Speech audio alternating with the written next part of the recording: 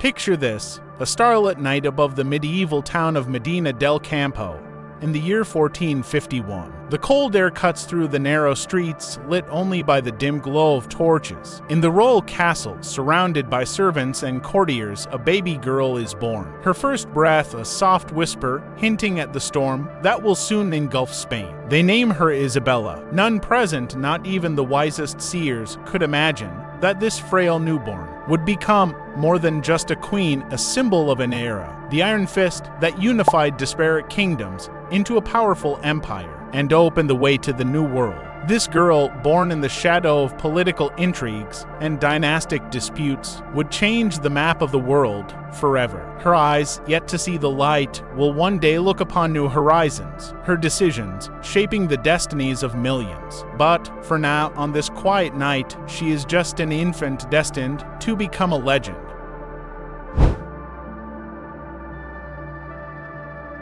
Isabella's childhood was no fairy tale but a drama, unfolding in the labyrinth of palace intrigues. After the sudden death of her father, King John II, the throne of Castile passes to her half-brother, Henry IV. Henry's court, a cesspool where conspiracies fester, depravity thrives, and political games are commonplace. Young Isabella and her younger brother Alfonso find themselves in the shadows, surrounded not by care and love but by envy and suspicion. Henry IV is a weak and indecisive ruler, a puppet in the hands of ambitious nobles. He tries unsuccessfully to hold on to power, but his authority fades with each passing day. Ominous rumors spread about his inability to have children, and the legitimacy of his heiress, Princess Joanna, is questioned. The country stands on the brink of a political crisis, and little Isabella observes it all, absorbing every gesture, every word, every betrayal. These years will shape her character, temper her will, and teach her to survive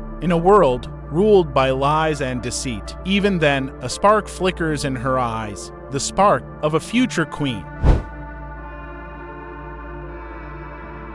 Years pass, and Isabella grows into an intelligent and discerning young woman. She sees how Castile is sinking into chaos as nobles run rampant and the people suffer. She understands that only a strong and just hand can save the country from imminent collapse. Gradually, a circle of loyal supporters forms around her, seeing her as a beacon of hope. In 1468, Alfonso, Isabella's brother and a young and ambitious contender for the throne, dies suddenly. The nobles, disillusioned with Henry IV, immediately offer Isabella to take her brother's place and lead the revolt. But Isabella refuses. This decision shocks many. Instead of giving in to ambition and igniting a civil war, she chooses to negotiate with her brother, Henry IV. She shows incredible wisdom and foresight, understanding that division within the country will only weaken it. As a result of negotiations, Isabella receives official recognition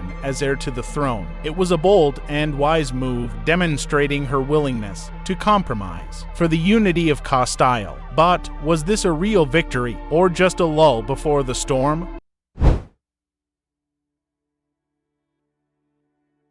The compromise with Henry IV proved short-lived. Under pressure from court intrigues and his own fears, the king again tried to deprive Isabella of her right to succession, planning to marry her off to an unfavorable candidate. Isabella realizes that her position is becoming critical. She must act quickly and decisively, or she will lose everything. Secretly from Henry IV, she begins risky negotiations for marriage with Ferdinand, heir to the powerful Aragonese kingdom. This alliance is a strategic move capable of changing the balance of power in Spain. The unification of Castile and Aragon could create an invincible state, able to resist external enemies and establish lasting order within the country. But Henry IV is vehemently opposed to this marriage. He sees it as a threat to his power and influence. He dreams of marrying Isabella to the Portuguese king or French prince to weaken Castile and strengthen his own position. Isabella understands that she has almost no time left. She is willing to risk everything for the future of her country. In October of 1469, disguised as a humble merchant, she secretly leaves her palace like a runaway princess from a fairy tale and goes to Valladolid, where Ferdinand awaits her. Their wedding is not a lavish celebration, but a secret ceremony held in haste. Under cover of night, Henry IV is furious. He feels betrayed and humiliated, but it is too late. Isabella and Ferdinand, two young and ambitious rulers, have formed an alliance that will change the history of Spain. But did true love await them, or was it just a political marriage made for power and influence?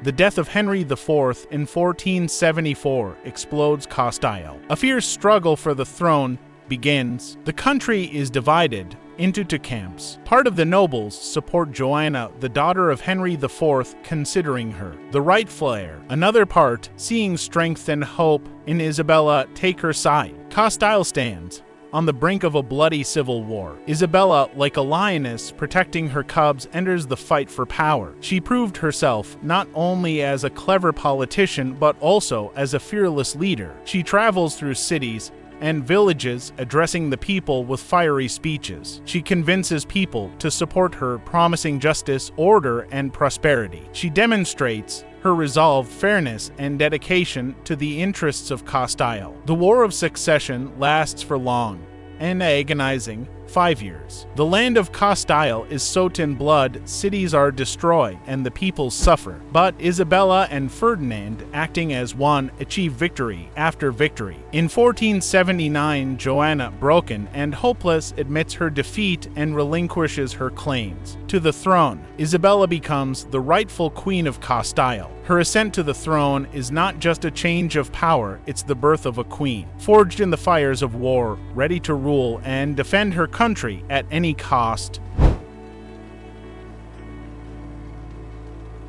From this moment, a new and exciting era begins in the history of Spain. Isabella and Ferdinand, now known as the Catholic Monarchs, began a joint rule, uniting Castile and Aragon into a single and powerful state. They carry out large-scale reforms aimed at strengthening royal power, establishing order and justice in the country. They build roads, develop trade, support art and science.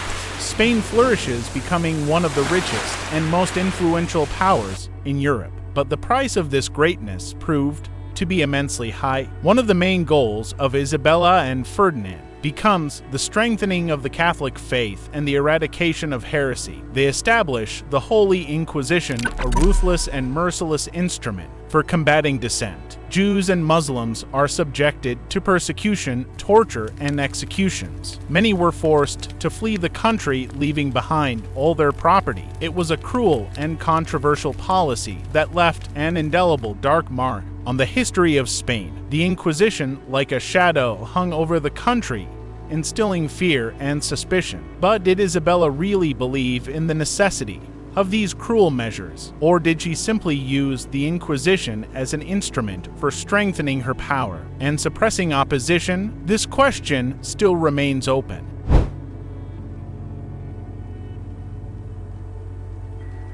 It was during the reign of Isabella of Castile that an event occurred that changed the course of world history forever. In 1492, she makes a bold decision to support the daring and risky expedition of Christopher Columbus, a Genoese navigator who dreamed of finding a new route to India, sailing west across the Atlantic Ocean. Many considered this venture insane and impossible, but Isabella, risking her authority and treasury, believed in Columbus's dream. She provided him with ships, money, and men, and her faith was rewarded. Columbus discovered America. This discovery brought Spain immense wealth and influence. Gold, silver, new lands, new resources, all this flooded into Spain, turning it into one of the most powerful empires in the world. But it was a victory stained with blood. Conquistadors, greedy for profit and glory, went to the New World, bringing with them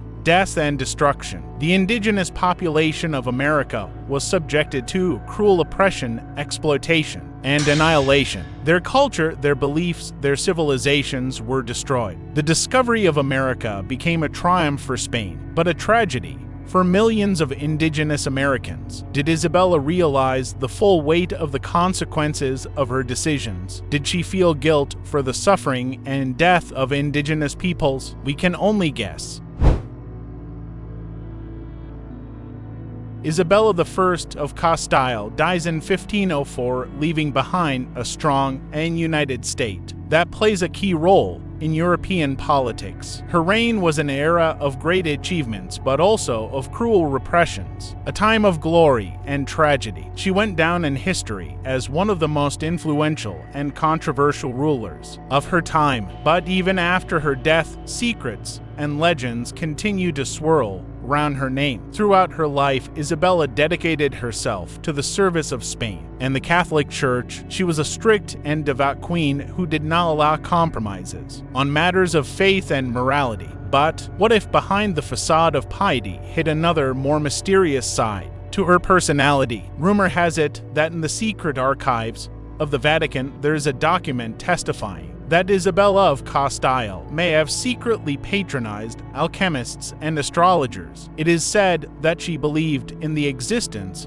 of the Philosopher's Stone, capable of turning base metals into gold, and the elixir of immortality, granting eternal life. Perhaps she even financed secret expeditions in search of these mystical artifacts. And if this is true, then the question arises, wasn't that why she so persistently supported Columbus? Didn't she hope that he would discover not only new lands, but also new knowledge, capable of unlocking the secrets of alchemy and immortality? Truth or fiction, it's up to you to decide. But one thing is certain, Isabella I of Castile was a complex and multifaceted personality, full of contradictions and mysteries. Her reign left an indelible mark on the history of Spain and the whole world. I hope you enjoyed learning about the life of this amazing queen. If you liked this video, please like it, subscribe to my channel, and write in the comments who else you would like to learn about. Until next time.